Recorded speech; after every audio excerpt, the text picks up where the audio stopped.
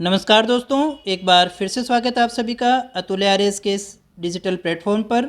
और दोस्तों, जैसा कि हमने शुरू किया था राजस्थान जिला दर्शन, और राजस्थान जिला दर्शन में 6 संभाग हमारे पूरे हो चुके हैं। आज हम एक नया संभाग शुरू करने जा रहे हैं, उदयपुर संभाग। इस उदयपुर संभाग में जिलों की संख्या है 5। 5 में से उदयपुर है, राजसमंद है, भीलवाड़ा है और चित्तौड़गढ़ है और सलूम्बर है। ये उदयपुर संभाग का मैप है। एक हमारा संभाग मुख्यालय आ गया, दूसरा सलूम्बर आ गया, तीसरा चित्तौड़गढ़ आ गया, चौथा भीलवाड़ा आ गया और 5वां राजसमंद आ गया। तो उदयपुर से ही अलग होकर के यहाँ पर एक सलूम्बर नया जिला बन गया है। ये भी इसमें परिवर्तन हुआ है दोस्तों। तो चलिएगा शुरू करते हैं उदयपुर ज़िले को। और ज़िले को शुरू करने से पहले अगर अभी तक आपने वीडियो को लाइक नहीं किया है तो कर दीजिएगा, चैनल को सब्सक्राइब नहीं किया है तो भी कर लीजिएगा, क्योंकि इस तरह के क्वालिटी एजुकेशन वीडियो केवल और केवल आपको यहाँ इसी चैनल पर मिलते हैं और इसी तरह से आगे मिलते रहेंगे। बिल्कुल हम 50 ज़िलों को पूरा करने वाले हैं, 10 के 10 संभाग यहाँ पर हम अच्छे से डिस्कस करने वाले हैं। तो आइएगा बात करते हैं उदयपुर ज़िले की। तो सबसे पहले हम देखें कि ये जो हमारा उदयपुर है, ये उदयपुर ज़िला हमारा रह गया। इसका पुराना नाम क्या था? तो इसके प्राचीन नाम की अगर हम बात करें तो इसके प्राचीन नाम में आता है मेदपाट या फिर प्रागवाट। इसे क्या कहते थे? या तो हम इसे कह सकते हैं मेदपाट, और या फिर इसका पुराना नाम जो आता था वो आता था प्रागवाट। अब आगे हम बात करें उदयपुर शहर की स्थापना की तो 1559 59 का टाइम था जब महाराणा उदय सिंह ने जो है उदयपुर की स्थापना की थी और मेवाड़ की जो है राजधानी इसे बनाया था। मेवाड़ की राजधानियाँ समय समय पर बहुत सारी चेंज होती रही हैं, लेकिन बाद में यही राजधानी हमारी रही थी काफ़ी लंबे समय तक। और उदयपुर रियासत की बात करें या फिर मेवाड़ रियासत की बात करें तो विश्व की प्राचीनतम अपने रियासतों में से एक इसे मान करके चलते हैं, राजवंश मानते हैं और काफ़ी इम्पोर्टेंट भी है ये राजस्थान के इतिहास में। तो काफ़ी चीज़ें हैं, थोड़ा बड़ा है, थोड़ा समय भी आज हमें ज़्यादा लगने वाला है इसमें, लेकिन हम कुछ भी छोड़ेंगे नहीं। इन शॉर्ट और परीक्षा उपयोगी सारी जानकारियाँ हम अच्छे से देख लेंगे। तो यहाँ हम बात करें, मेवाड़ राज्य की राजधानी इसे बनाया था। अन्य नामों की अगर हम बात करें उदयपुर को तो इसे कहा जाता है पूर्व का वेनिस, इसे कहते हैं राजस्थान का कश्मीर, इसे कहते हैं सैलानियों का स्वर्ग, इसे कहते हैं झीलों की नगरी और इसे कहते हैं एशिया का वीना। इसके अलावा इसे फाउंटेन और माउंटेन का शहर भी कहा जाता है दोस्तों, ये भी इसके लिए आता है। अगर हम इसकी सीमाओं की बात करें तो इसकी सीमा, ये हमारा उदयपुर ज़िला रह गया तो इसकी सीमा एक तो राज्य से लगती है जिसका नाम रह गया हमारे पास में गुजरात। एक तो गुजरात से सीमा लगती है और 6 ज़िलों के साथ में इसकी सीमा लगती है। कौन कौन से ज़िले हैं वो आइए देखें।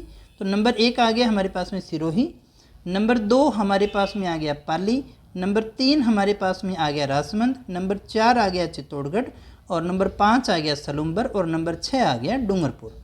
तो 6 ज़िलों की जो सीमा है वो यहाँ पर लगती है। ये सीमा सिरोही की है और ये सीमा जो है हमारी पाली की है और ये सीमा जो है हमारी राजसमंद की लगती है और ये जो सीमा है हमारी चित्तौड़गढ़ की लगती है, इतनी सारी। और ये नए ज़िले के रूप में सलूम्बर से सीमा लगती है और ये लास्ट हमारा जो है वो कौन सा, डूंगरपुर रह गया। और एक हमारी ये जो सीमा है वो राज्य के साथ में लग गई, जिसे हम किस नाम से जानते हैं? गुजरात के नाम से जानते हैं। तो सीमाओं को हमने देख लिया। अब कुछ एक चीज़ें ज्योग्राफी की दृष्टि से इंपॉर्टेंट है। गिरवा, गिरवा किसे कहते हैं हम इस पे ध्यान दीजिएगा थोड़ा सा कि गिरवा क्या है या गिरवा हम किसे कहते हैं। तो उदयपुर जो हमारा शहर रह गया तो उदयपुर शहर के चारों ओर क्या है? पहाड़ियाँ हैं। चारों ओर पहाड़ियाँ होने के कारण उदयपुर की जो आकृति है वो तस्तरी नुमा है। कैसी है? तस्तरी नुमा आकृति है उदयपुर की, यानी तस्तरी के समान है, प्लेट के समान है, बेसिन है। तो इसे ही हम स्थानीय भाषा में किस नाम से जानते हैं? गिरवा के नाम से जानते हैं। तो उदयपुर शहर के चारों ओर विस्तृत जो पर्वत श्रृंखला है उसी का स्थानीय नाम क्या आता है? गिरवा के रूप में देखते हैं इसे। तस्तरी नुमा भी आप इसमें शब्द एक याद रखिएगा। फिर आता है देशहरु। देशहरु क्या है? तो एक तो रागा पहाड़ी हो गई और दूसरी जरगा पहाड़ी हो गई। रागा हो गई और एक कौन सी होगी? जरगा हो गई। इनके बीच में देखिएगा जो सदा हरा भरा रहने वाला स्थान है, जो हमेशा देशहरु यानी हमेशा क्या होता है? हरा भरा रहता है, इसलिए हम इसे देशहरु के नाम से जानते हैं। तो ये देशहरु भी हमारा एक टोपोग्राफी रह गई। अब हम बात करें मगरा की। तो मगरा क्या है? उदयपुर का जो उत्तरी पश्चिमी पहाड़ी भाग है, उदयपुर का ध्यान दीजिएगा, उत्तरी पश्चिमी पहाड़ी भाग है, उसे हम मगरा के नाम से जानते हैं दोस्तों। एक हमारे यहाँ रह गया भोमट। भोमट क्या है? वैसे पठार है। भूमट पठार रह गया। भूमट का पठार उदयपुर और डूंगरपुर के मध्य, एक इसको दो रूप में देखेंगे आप। भूमट क्षेत्र की बात करें तो उदयपुर और डूंगरपुर के मध्य का भील आबादी वाला क्षेत्र रह गया। और जब हम भूमट के पठार की बात करते हैं तो गोगुंदा और जो हमारा कुंभलगढ़ है उसके बीच का क्षेत्र रह गया। दोनों के विषय में बात करेंगे। भूमट क्षेत्र की बात करें तो उदयपुर और डूंगरपुर के मध्य जो भील आबादी का क्षेत्र है वो आ जाता है। और राज्य का सर्वाधिक वन क्षेत्र जहाँ सबसे ज़्यादा वन है तो वो भी हमारा कौन सा है, उदयपुर है। उदयपुर में खूब सारे खनिज भी हमें यहाँ देखने को मिलते हैं। खनिजों में सबसे पहले हम बात करें तो सीसा जस्ता और चांदी ये जावर में निकलता है। रॉक फास्फेट के लिए झामरकोटड़ा जाना जाता है। पन्ना के लिए काला गुमान क्षेत्र है। चूना पत्थर के लिए डबोक एयरपोर्ट भी है। वैसे संगमरमर भी यहाँ होता है देवी माता और राजनगर स्थान पर। और एक हमारे घिया पत्थर है जो देवपुरा में होता है दोस्तों। तो ये कुछ एक मुख्य खनिज हैं, सीसा जस्ता, रॉक फॉस्फेट की खान झामरकोटड़ा, पन्ना की खान काला गुमान, चूना पत्थर की खान है डबोक में, संगमरमर जो है वो देवी माता और राजनगर है, घिया पत्थर जो है वो देवपुरा में है दोस्तों। फिर हम बात करें HZL यानी कि हिंदुस्तान जिंक लिमिटेड। तो हिंदुस्तान जिंक लिमिटेड का जो कारखाना है वो कहाँ है, देबारी में, उदयपुर में है। और ये 1966 का है। और यहाँ पर जस्ता गलाने का जो है संयंत्र हमारे यहाँ पर लगा हुआ है, ये याद रखिएगा दोस्तों, अच्छे से हमें इसको याद रखना है। अब इसके बाद में हम बात करें शिल्पग्राम की। तो शिल्पग्राम क्या है, कुटीर उद्योगों को बढ़ावा देने के लिए इसका जो है स्थापना की गई है। हवाला गांव में है। इसे हम हवाला शिल्पग्राम के नाम से भी जानते हैं। 1989 में जो है इसकी स्थापना की गई थी। फिर हम बात करें महाराणा प्रताप एयरपोर्ट। महाराणा प्रताप एयरपोर्ट कहाँ है, डबोक में है। अभी हमने इसके विषय में डिस्कस भी किया था, उनका यहाँ पर एक डबोक एयरपोर्ट भी है। फिर वन्य जीव अभ्यारण्य की बात करें तो यहाँ पर सज्जनगढ़ अभ्यारण्य है जिसकी स्थापना 1987 में हुई थी। 12 अप्रैल 2015 को यहाँ पर राज्य का प्रथम जो है वो जैविक उद्यान स्थापित किया गया था। तो सज्जनगढ़ यहाँ नाम आ गया है। तो यहाँ पर एक चीज़ मैं आपको और याद करवा देता हूँ, बहुत ज़्यादा यहाँ से प्रश्न पूछा जाता है। सज्जनगढ़ के नाम से ही एक पैलेस भी है दोस्तों। सज्जनगढ़ के नाम से एक पैलेस भी है। और इसके साथ में जो नाम जुड़ा हुआ है वो काफ़ी इम्पोर्टेंट नाम है, वो है स्वामी दयानंद सरस्वती का। किसका नाम जुड़ा हुआ है दोस्तों, स्वामी दयानंद सरस्वती का नाम जुड़ा हुआ है। और आप ये जानते होंगे कि दयानंद सरस्वती की एक प्रसिद्ध रचना जो एक युग परिवर्तन वाली थी, सत्यार्थ प्रकाश, जिसके लिए ये जाने जाते हैं, सत्यार्थ प्रकाश। तो सत्यार्थ प्रकाश की रचना भी इन्होंने सज्जनगढ़ पैलेस उदयपुर में ही की थी दोस्तों। ये भी एक बहुत अच्छी इम्पोर्टेंट बात आती है। उदयपुर में ही स्वामी दयानंद सरस्वती ने एक और देखिएगा संस्था का निर्माण किया था जिसे हम परोपकारिणी सभा के नाम से जानते हैं। कौन सी, परोपकारिणी सभा की जो स्थापना है वो इनके द्वारा की गई थी। और इसके अलावा यहाँ पर इन्होंने देखिए एक वेद भाष्य के नाम से एक और ग्रंथ लिखा था। कभी पूछा जाए तो ये पूछा जा सकता है, क्योंकि सत्यार्थ प्रकाश को तो हम बहुत दिनों से सुनते हुए आ रहे हैं। बात चल रही थी अभ्यारण्य की, सज्जनगढ़ नाम है तो मैंने आपको ये भी नोट करवा दिया है। इसके अलावा देखिएगा फुलवारी की नाल अभ्यारण्य है, कहाँ है, उदयपुर में है और पाली में, दोनों जगह है। ये देखिए विस्तृत रह गया। और यहाँ जो है ये जो स्थल है वो मानसी व वाक्कल नदियों का उद्गम क्षेत्र है। कौन सा क्षेत्र है, वाक्कल और मानसी नदियों का उद्गम क्षेत्र है फुलवारी की नाल अभ्यारण्य। यहाँ पर देश का पहला देखिए ह्यूमन एनाटॉमी पार्क भी स्थापित किया गया है। इसके अलावा एक और अभ्यारण्य है यहाँ पर, कुंभलगढ़ अभ्यारण्य। कुंभलगढ़ अभ्यारण्य भी यहाँ पर रह गया दोस्तों। और कुंभलगढ़ अभ्यारण्य राजसमंद, उदयपुर और पाली में है। अब हम बात करें सबसे इम्पोर्टेंट स्थान की, यहाँ पर पिछोला झील है। पिछोला झील उदयपुर में है। और पिछोला जो झील है उसका निर्माण राणा लाखा के समय पिच्छू नामक एक बंजारे के द्वारा करवाया गया था। किसके द्वारा करवाया गया था, पिच्छू नामक एक बंजारा था, उसने अपने बेल की स्मृति में, बेल जो होता है उसकी स्मृति में इसको बनवाया था दोस्तों। ये थोड़ा सा इसको याद रखिएगा। फिर हम बात करते हैं जग मंदिर की। किसकी बात कर रहे हैं हम, जग मंदिर की। तो जग मंदिर का जो निर्माण है वो प्रारंभ करवाया था कर्ण सिंह ने, लेकिन पूर्ण हुआ था जगत सिंह प्रथम के समय में। ये इसमें इतनी ही बात है। फिर इसी से संबंधित एक और है जगनिवास भी है। जग मंदिर है तो यहीं मैं लिख दे रहा हूँ, आगे होगा तो आ जाएगा। जगनिवास, एक जगनिवास महल भी है जो निर्माण करवाया था जगत सिंह सेकंड के द्वारा जो है इसका निर्माण किया गया था। अभी वहाँ पर होटल लेक पैलेस चल रहा है दोस्तों। फिर हम बात करें मोस्ट इम्पोर्टेंट झील, यहाँ की बहुत ही सुंदर शानदार झील, कभी उदयपुर जाओ तो इसको देख करके आए, मुझे तो बड़ी पसंद आई दोस्तों, ये बहुत शानदार झील है और बहुत अच्छी है, और इतना ही कह सकता हूँ, जाओ तो इसको देखना जरूर एक बार। फतेह सागर झील है, इसका निर्माण जो है वो महाराणा जय सिंह ने करवाया था, पुनर्निर्माण फतेह सिंह ने करवाया, इसलिए इसका नाम फतेह सागर है। इसकी नेम जो है वो ड्यूक ऑफ कनॉट के द्वारा रखी गई थी। यहीं पर जो है भारत की पहली सौर वेधशाला भी यहाँ पर स्थापित की गई है, ये भी थोड़ा सा याद रख लीजिएगा। यहाँ से भी कई बार क्वेश्चन पूछा गया है, सौर वेधशाला का क्वेश्चन कई बार आ चुका है। उसके बाद में हम बात करें फतेह सागर झील के अलावा कौन सी यहाँ पर इम्पोर्टेंट झील रह गई दोस्तों, तो यहाँ पर इम्पोर्टेंट एक और झील हमारी रह जाती है, वो है उदय सागर झील। उदय सागर जो झील है, और जिस हमने देखिए जगनिवास और जग मंदिर की बात की है ना, वो पिछोला झील के अंदर ही बनी हुई हैं। एक उदय सागर झील की हम बात करें तो निर्माण जो है इसका उदय सागर झील का उदय सिंह के द्वारा करवाया गया था दोस्तों। दूध तलाई, दूध तलाई क्या है, पिछोला झील के किनारे ही स्थित एक तालाब है जिसे दूध तलाई के नाम से जाना जाता है। यहाँ पर देखिएगा कुछ नदी और जल परियोजनाएं हैं, जिसमें सोम नदी का जो उद्गम है वो बिछामेड़ी के पहाड़ियों से होता है, बिछामेड़ा की पहाड़ियों से होता है। साबरमती का उद्गम भी उदयपुर से ही होता है दोस्तों। इसके अलावा बेड़च का जो उद्गम है वो गोगुंदा की पहाड़ियों से आयड़ नदी के नाम से होता है, ये थोड़ा सा हमें याद रखना है। एक अलग बात है, वाकली नदी का उद्गम है गोगुंदा की पहाड़ियाँ। तो इतनी नदियाँ, सोम, साबरमती, बेड़च, वाकल नदी। परियोजनाओं की बात करें तो सही परियोजना है यहाँ पर कोटड़ा तहसील उदयपुर के अंदर। सही परियोजना कहाँ है, कोटड़ा तहसील है उदयपुर की, वहाँ पर ये बनी हुई है दोस्तों। अब कुछ हम बात कर लें स्थापत्य की, जिसमें दुर्ग, हवेली, मंदिर वगैरह कोई है तो हम उसकी थोड़ी सी बात कर लें। तो एक दुर्ग की हम बात करें तो दुर्ग हमारे पास में है सज्जनगढ़ दुर्ग।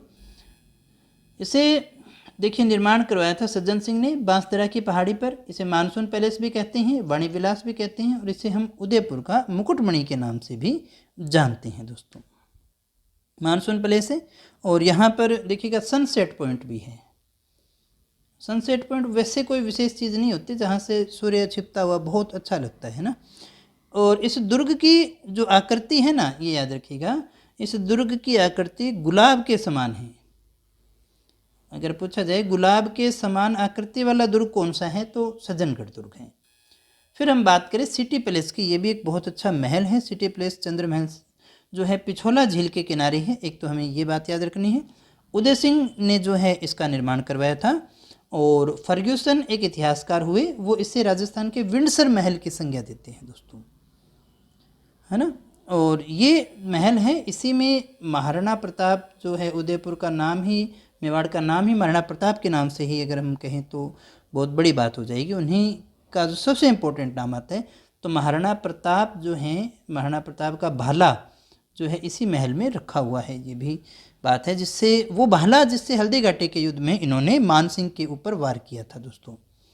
एक हमारे पास में आई है बागौर की हवेली, पिछोला झील के किनारे ही है ये भी बागौर की हवेली, और इसी में पश्चिमी सांस्कृतिक, आगे आ जाएगा ये भी शायद, पश्चिमी सांस्कृतिक केंद्र का मुख्यालय भी यहाँ पर स्थित है दोस्तों। और यहाँ पर इसी हवेली में विश्व की सबसे बड़ी पगड़ी जो है वो विश्व की यहीं पर रखी गई है ना। इसका निर्माण किया था उस समय के तत्कालीन प्रधानमंत्री हुआ करते थे अमरचंद बड़वा, उनके द्वारा जो है वो इसका निर्माण करवाया गया था। एक और इम्पोर्टेंट स्थान है मायरा की गुफा। मायरा की गुफा किस लिए जानी जाती है, ये मोड़ी गांव गोगुंदा के पास में एक बात। दूसरा, महाराणा प्रताप जब देखिए उदयपुर को छोड़ चुके थे और जब जंगलों में रहा करते थे, सेना एकत्रित कर रहे थे, तो उस समय प्रताप का जो शस्त्रागार हुआ करता था सेना वगैरह रहने के लिए, वो यही हुआ करता था। फिर हम देखें, बात करें सहेलियों की बाड़ी की, ये भी बहुत ही सुंदर प्लेस है सहेलियों की बाड़ी। सहेलियों की बाड़ी का निर्माण महाराणा संग्राम सिंह द्वितीय के द्वारा करवाया गया था, और ये है कहाँ, तो ये फतेह सागर झील के किनारे ही है, और इसका पुनर्निर्माण जो है वो फतेह सिंह के द्वारा करवाया गया था। फिर हम बात करें एकलिंग जी का मंदिर, तो एकलिंग जी के बिना तो देखिए मेवाड़ ही अधूरा रह जाता है, हम तो क्या ही बात करें। इसका जो निर्माण है सबसे पहले अगर हम कहें मेवाड़ वंश के संस्थापक या मूल पुरुष या मुख्य व्यक्ति की बात करें तो बप्पा रावल का ही नाम आता है। काफ़ी मशहूर और काफ़ी इम्पोर्टेंट व्यक्ति हैं जो अपने सिसोदिया वंश हैं, गुहिल वंश है, विशेष रूप से गुहिल वंश नाम आता है हमारे पास में पहले। गुहिल वंश के वास्तविक संस्थापक हम इसे कह सकते हैं। तो इसका निर्माण कैलाशपुरी में इन्हीं के द्वारा करवाया गया था और ये लाकुली संप्रदाय या पाशुपति संप्रदाय का एकमात्र मंदिर है राज्य के अंदर। और ये आपने पढ़ा होगा इतिहास में कि मेवाड़ के जो शासक बनते थे ना, वो खुद को शासक नहीं मानते थे, वो मानते थे कि हम तो क्या है, एक लिंग जी के दीवान हैं, हम एक लिंग जी के दीवान हैं, ये वो कहा करते थे। इसके बाद में हम देखें सास बहू या सहस्त्र बाहू का मंदिर। सहस्त्र बाहू का मंदिर कहाँ है? उदयपुर नागदा में है। महामारू शैली में ये बना हुआ है और यहाँ जो प्रतिमा है वो किसकी है दोस्तों? वो भगवान विष्णु की प्रतिमा है जो यहाँ पर मौजूद है, ये याद रखिएगा। और यहाँ पर क्या है, तो यहाँ पर मंदिरों में अगर हम बात करें तो यहाँ पर आ गया जगत अंबिका मंदिर। 12वीं शताब्दी का ये मंदिर है, 12वीं शताब्दी में इसे बनाया गया था। इसे हम मेवाड़ का खजुराहो के नाम से भी जानते हैं, बहुत इंपॉर्टेंट है। यहाँ पर सबसे इंपॉर्टेंट बात है, नृत्य करते हुए गणेश जी की मूर्ति है ना। ये मातृ देवियों को समर्पित मंदिर है और ये है कहाँ? जगत नामक स्थान है उदयपुर में, वहाँ पर ये आपको देखने को मिल जाएगा। फिर हम बात करें जगदीश मंदिर की, तो जगदीश मंदिर का निर्माण जगत सिंह प्रथम के द्वारा करवाया गया इंडो आर्यन शैली के अंदर। किस शैली में? इंडो आर्यन शैली के अंदर इसका निर्माण किया गया था। और ये जो है वो 50 खंभों पर स्थित है। कितने खंभों पर स्थित है? 50 खंभों पर ये स्थित मंदिर है। और इसे सपनों का मंदिर या सपनों में बना मंदिर, सपनों में बना मंदिर भी हम कहते हैं दोस्तों।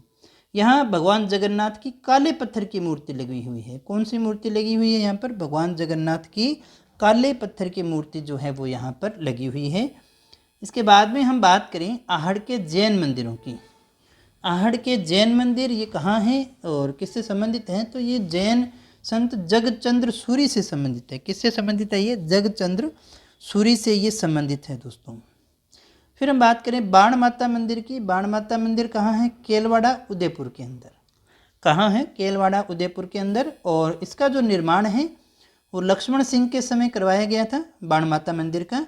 बाण माता जो है वो सिसोदिया वंश की कुल देवी मानी जाती है, ये आपको विदित होना चाहिए, याद होना चाहिए। फिर एक आमजा भवानी या आमजा माता का मंदिर है, ये भी केलवाड़ा में ही है। ये भील पुरुष जो हैं या भील जनजाति जो हैं वो उनकी आराध्य देवी मानी जाती है दोस्तों। मेलों की बात करें तो हरियाली अमावस्या का मेला सबसे इम्पोर्टेंट, श्रावण अमावस्या को ये लगता है, फतेहगढ़ में प्रतिवर्ष लगता है। विक्रमादित्य मेला उदयपुर चैत्र अमावस्या को लगता है। शिल्पग्राम मेला भी लगता है 21 से 23 दिसंबर। और मेवाड़ महोत्सव, ये इंपॉर्टेंट है, याद रखिएगा, पर्यटन विभाग के द्वारा अप्रैल माह में जो है इसको लगाया जाता है दोस्तों। जावर की हम बात करें, पढ़ चुके हैं पहले, सीसा जस्ता उत्पादन होता है यहाँ से। लाखा के समय यहाँ से चांदी की खान मिली थी। नागदा उदयपुर में ही है और ये मेवाड़ शासकों की प्रथम राजधानी ये अपने मान करके चलते हैं। गोगुंदा वो स्थान है जो आपातकालीन राजधानी रही संकट के समय मेवाड़ शासकों के, यहाँ चले जाया करते थे ये। और महाराणा प्रताप का जो राज्याभिषेक हुआ वो भी यहीं हुआ। और महाराणा उदय सिंह की छतरी है वो भी कहाँ है? गोगुंदा में ही है। तो गोगुंदा भी काफ़ी इंपॉर्टेंट है। फिर हम बात करें मच्छेंद्र नाथ का मंदिर, जिसे सांची का मंदिर भी कहा जाता है, ये भी कहाँ है? ये भी उदयपुर में ही है। फिर माताओं में अगर हम बात करें, एक और माता का मंदिर यहाँ पर है, ये भी काफ़ी फेमस है, ईडाणा माता का मंदिर, बाबोरा गांव उदयपुर में है। ये कहाँ है? बाबोरा गांव उदयपुर। और ये कहाँ रह गया? ईडाणा माता का मंदिर है उदयपुर में। गोसण बाबू जी का मंदिर कांतनवाड़ा गांव में है। यहाँ पर जो भक्त आते हैं दोस्तों, वो भक्त यहाँ पर देखिएगा पत्थर के बेल चढ़ाते हैं। ये इंपॉर्टेंट चीज़ हमारे लिए रह जाती है। कुछ अलग चीज़ें हो तो वहाँ से क्वेश्चन आने की संभावना थोड़ी सी ज़्यादा रह जाती है, तो ये भी एक प्रश्न हमारा बड़ा अच्छा बनता है। कुछ संस्थाओं की बात करें तो राजस्थान साहित्य अकादमी 1958 के अंदर यहाँ पर स्थापित की गई थी और इसका मुख्यालय उदयपुर में ही है। यहाँ से एक पत्रिका प्रकाशित होती है मधुमती, ये मासिक पत्रिका है, ये भी याद रखिएगा। साहित्य के क्षेत्र में ये जो है वो मीरा पुरस्कार प्रदान किया करती है दोस्तों। फिर हम बात करें भारतीय लोक कला मंडल, 1952 में देवीलाल सामर के द्वारा इसे स्थापित किया गया था दोस्तों। देवीलाल सामर थे इसके संस्थापक।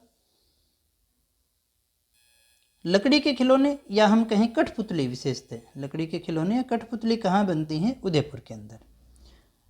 लोक अदालतें खूब बनी, लेकिन राजस्थान की पहली स्थायी लोक अदालत की अगर हम बात करें तो वो कहाँ है? उदयपुर में है। भैंस प्रजनन एवं अनुसंधान केंद्र, ये कहाँ है? वल्लभ नगर उदयपुर में है। भैंस प्रजनन एवं अनुसंधान केंद्र कहाँ है? वल्लभ नगर उदयपुर में है दोस्तों। और सर्वाधिक गाय वाला अगर जिले की बात करें तो वो भी कहाँ रह गया? हमारा उदयपुर में ही रह गया दोस्तों। अगर हम बात करें सर्वाधिक जनजाति वाला जिला कौन सा है? सर्वाधिक जनजाति वाला जिला अगर हम बात करें तो सर्वाधिक जनजाति वाला जिला है वो भी हमारा कौन सा रह गया? वो भी हमारा उदयपुर रह गया दोस्तों। देश की पहली सीएनजी संचालित टॉय ट्रेन सीएनजी से संचालित होने वाली देश की पहली टॉय ट्रेन भी यहीं चली थी। कोफ्तगिरी का जो काम है वो भी उदयपुर में होता है, इसे जीआई टैग प्राप्त हुआ है। पूरी डिटेल तो हम यहाँ अभी नहीं डिस्कस करेंगे। मैंने तो देखिएगा अगर एक एक चीज़ की हम पूरी व्याख्या करने लगे तो फिर ये कल्चर की, ज्योग्राफी की, सभी की क्लास हो जाएगी। लेकिन हमारा उद्देश्य यहाँ पर है ये है कि एक तो नए जिलों की सीमाओं आदि से आप अवगत हो जाए, जो परिवर्तन हुए हैं वो आपको पता चल जाए। और कम से कम जब हम पढ़ें ना, अब हम इतिहास, ज्योग्राफी कुछ भी पढ़ें तो हमारे दिमाग में ये रहेगा कि ये जो स्थान है ना, ये कौन से ज़िले में हमें पढ़ाया गया था, ये इसलिए मैं आपको करवा रहा हूँ। और ज़िले या कुछ भी ज़िले, ये 50 ज़िले करने के बाद में आपको ये बहुत ज़्यादा हेल्प मिलने वाली है। चाहे आप राजस्थान का इतिहास पढ़ें, पॉलिटिकल पढ़ें, कुछ भी पढ़ें, कल्चर पढ़ेंगे तो भी बहुत काम आएगा। मेवाड़ जो है राजस्थान की सबसे प्राचीन रियासत मानी जाती है। अब इम्पोर्टेंट चीज़, उदयपुर की कोटड़ा तहसील काफ़ी इंपॉर्टेंट है। यहाँ पर एक जनजाति है कथोड़ी जनजाति, जो खेर वृक्ष के तने से हंडी प्रणाली के द्वारा कत्था तैयार करती है। जो पान बनता है ना, चूना कत्था उसमें डलता है, तो वे कत्था तैयार करने का ये काम किया करती है। फिर हम बात करें बोराट के पठार के विषय में, जो अभी हमने पीछे भी बात की थी, बोराट क्षेत्र के विषय में भी बात की थी, और हम बात करते हैं बोराट के पठार के विषय में। तो बोराट का जो पठार है वो कुंभलगढ़ और गोगुंदा के मध्य है। कब है? गोगुंदा के मध्य है, कुंभलगढ़ और गोगुंदा के मध्य है, ये हमें याद होना चाहिए। यहाँ कुछ देखिएगा सभ्यताएं भी हैं, यहाँ पर हम ध्यान दें, सभ्यताएं भी हैं। कौन कौन सी सभ्यताएं हैं ध्यान दें तो यहाँ पर देखिएगा आहड़ सभ्यता है, बालाथल सभ्यता है, और धोली मगरा है, इसबगोल है, और झाड़ोल सभ्यता भी है दोस्तों, है ना।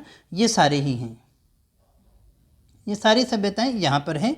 और केसरिया बालम, जब भी राजस्थान की बात होती है तो आपके दिमाग में रेत के टीले, केसरिया बालम, मूँछों वाला व्यक्ति, और जो है घाघरा कुर्ता पहने हुए महिला, यही सारे हमारे दिमाग में आते हैं। और राज्य की राजस्थान की तो पहचान ही केसरिया बालम, पधारो हमारे देश। तो ये सबसे पहले जो गाया गया था वो मांगे बाई के द्वारा गाया गया था, ये उदयपुर की ही थी, ये भी याद होना चाहिए आपको। माणिक्यलाल वर्मा जनजातियों के लिए काम करने वाले, और स्वाधीनता संग्राम में, स्वतंत्रता संग्राम में भी बहुत काम किया था इन्होंने। तो माणिक्यलाल वर्मा की कर्मस्थली यही रही है, जन्मस्थली नहीं है, कर्मस्थली जो है वो यही रही है। यहाँ पर इन्होंने खूब सारा काम किया था। माणिक्यलाल वर्मा आदिम जाति शोध संस्थान बना हुआ है, कहाँ पर? उदयपुर में। और इस शोध संस्थान के द्वारा जो मेला लगता है उसे हम कहते हैं हमेलो। क्या कहते हैं? हमेलो के नाम से जानते हैं। फिर हम बात करें प्रजामंडलों में, उदयपुर प्रजामंडल 1938 में माणिक्यलाल वर्मा के द्वारा ही स्थापित किया गया था और गठित किया गया था। पंडित उदय शंकर भारतीय बेले के जनक, ये भी यहीं से संबंधित थे। गौरी भीलों का लोकनाट्य है, आदिवासियों का लोकनाट्य है, बहुत इंपॉर्टेंट है। सरस्वती भंडार, ये क्या है? ये चित्रकला संग्रहालय है। कहाँ का? उदयपुर का चित्रकला संग्रहालय है दोस्तों। राज्य की पहली जनजाति बालक हॉकी अकादमी कहाँ है? ये उदयपुर में है। बालक तीरंदाजी अकादमी उदयपुर में। और प्रताप वैक्स म्यूजियम, ये भी याद रखिएगा, संत संग्रहालय यही है उदयपुर में, पहला संत संग्रहालय ही है ये। ज्वार अनुसंधान केंद्र उदयपुर, खान एवं भू विज्ञान का मुख्यालय, ये कुछ एक संस्थाएं हैं सरकारी। और राजस्थान वनवासी कल्याण परिषद, ये भी उदयपुर में है। तितली पार्क, ये भी बना हुआ है दोस्तों। राज्य का पहला पैंथर रेस्क्यू सेंटर कहाँ है? सज्जनगढ़ अभ्यारण्य में है। मेवाड़ चित्रशैली बहुत इंपॉर्टेंट है। राजस्थानी चित्रकला की जननी की अगर हम बात करें तो वो भी मेवाड़ चित्रशैली ही है, और यही जो है इसका पहला चित्रित ग्रंथ जो है वो श्रावक प्रतिक्रमण सूत्र चूर्णी जो है वो यही है। नाहर मगरा कौन सा है? ये मेवाड़ के जो शासक हुआ करते थे उनका आखेट क्षेत्र हुआ करता था। आखेट यानी शिकार वगैरह करने के काम करते थे। कुछ प्रशस्तियां भी हैं यहाँ पर, जैसे जगन्नाथ राय प्रशस्ति 1652 के जगन्नाथ राय जगदीश मंदिर में बनी हुई है। त्रिमुखी बावड़ी की प्रशस्ति देबारी में है 1675 की। नाथ प्रशस्ति लकुंडलीस मंदिर में है, उदयपुर में है। अपराजिता का शिलालेख 661 का है, नागदा के निकट है, कुंडेश्वर मंदिर की दीवार पे बना हुआ है। चीरवा का अभिलेख काफ़ी इंपॉर्टेंट है, 1273 का चीरवा गांव में है। सामोली अभिलेख, सामोली गांव कोटड़ा तहसील में है दोस्तों। तो ये कुछ एक तो क्या थे? अभिलेख थे। एक दो व्यक्तियों की भी अगर मैं आपसे बात करना चाहूँ तो देखिएगा, एक व्यक्ति इंपॉर्टेंट हमारे जो खिलाड़ी रह गए, लिम्बाराम। लिम्बाराम का नाम अगर आपने सुना हो तो लिम्बाराम जो है अर्जुन पुरस्कार से 3 बार जीत चुके हैं। ये झाड़ोल से हैं। कौन सी तहसील से हैं? झाड़ोल तहसील से हैं दोस्तों। 3 बार ओलंपियन रही हैं ये, 3 बार ओलंपियन। कितनी बार? 3 बार रही हैं। इसके अलावा एक और नाम आपको याद आता होगा भक्ति शर्मा का। भक्ति शर्मा, ये जो इंग्लिश चैनल है ना, सागर है, इंग्लिश चैनल की बात करते हैं। इंग्लिश चैनल को तैर कर पार करने वाली है ना, ये राजस्थानी महिला है और इसे जलपरी के नाम से भी जाना जाता है। किस नाम से? जलपरी के नाम से भी जाना जाता है। मोतीलाल तेजावत एक और नाम आप याद रख सकते हैं, बहुत इंपॉर्टेंट, मोतीलाल तेजावत। मोतीलाल तेजावत क्यों जाने जाते थे? आदिवासियों का मसीहा। इसे हम क्या कहते हैं? आदिवासियों का मसीहा के नाम से जानते हैं। ये हैं आदिवासियों के मसीहा। कौन? मोतीलाल तेजावत। इन्होंने वनवासी संघ की भी स्थापना की थी। एक और अभी नाम नेट पे सर्च करोगे तो आपको मिल जाएगा, सुहानी शाह का नाम सुना होगा, है ना। पिछले दिनों ये काफ़ी ज़्यादा चर्चा में रही थी जब माइंड हिप्नोटिज्म की बात आती है, साइकोलॉजी की, माइंड को हैक करने की बात होती है। तो इनका संबंध भी किसके साथ में है? उदयपुर के साथ में ही है। ये महिला जादूगर हैं। देश की पहली महिला जादूगर अगर हम कहें तो यही है, देश की पहली महिला जादूगर सुहानी शाह। तो काफ़ी इंपॉर्टेंट है ये भी, ठीक है। इसके अलावा एक और ऋषभ देव को भी याद रखना है हमें। कुछ चीज़ें रह गई, वैसे ही याद है तो मैं आपको बता देता हूँ। ऋषभ देव धुलेव में है। ऋषभ देव धुलेव में स्थित मंदिर है ये। इसे हम कालाजी का मंदिर भी कहते हैं, कालाजी का मंदिर। इसे हम केसरिया नाथ का मंदिर भी कहते हैं और इसे हम ऋषभ देव का मंदिर भी कहते हैं। सभी नाम इसके आते हैं। और ये कहाँ है? ये भी उदयपुर में ही है। धुलेव उदयपुर में ही ये बना हुआ है दोस्तों। एक दो चीज़ें और देखें तो आहड़ वैसे तो आ जाएगी जब हम इतिहास पढ़ेंगे। आहड़ जो है, आहड़ को प्राचीन समय में, प्राचीन सभ्यता के रूप में ताम्र नगरी के नाम से भी जाना जाता था। ये भी अच्छे से नाम आपको याद रखना है ना। तो ये कुछ एक चीज़ें थी और कुछ नहीं, वैसे तो सारी थी, सारी की सारी चीज़ें हमें देखने को जो इम्पोर्टेंट थी देखनी थी बता दी। एक और बता देता हूँ आपको, एक देश हितैषणी सभा भी थी यहाँ पर। देश हितैषणी सभा, देश हितैषणी सभा उदयपुर में इसकी स्थापना हुई थी। समय था 1877 का। 1877 में जो है इसकी स्थापना की गई थी दोस्तों। ठीक है, तो मेरे हिसाब से सारी चीज़ें इसकी हो गई हैं, जो भी ज़रूरी थी वो सारी मैंने आपको बता दी हैं।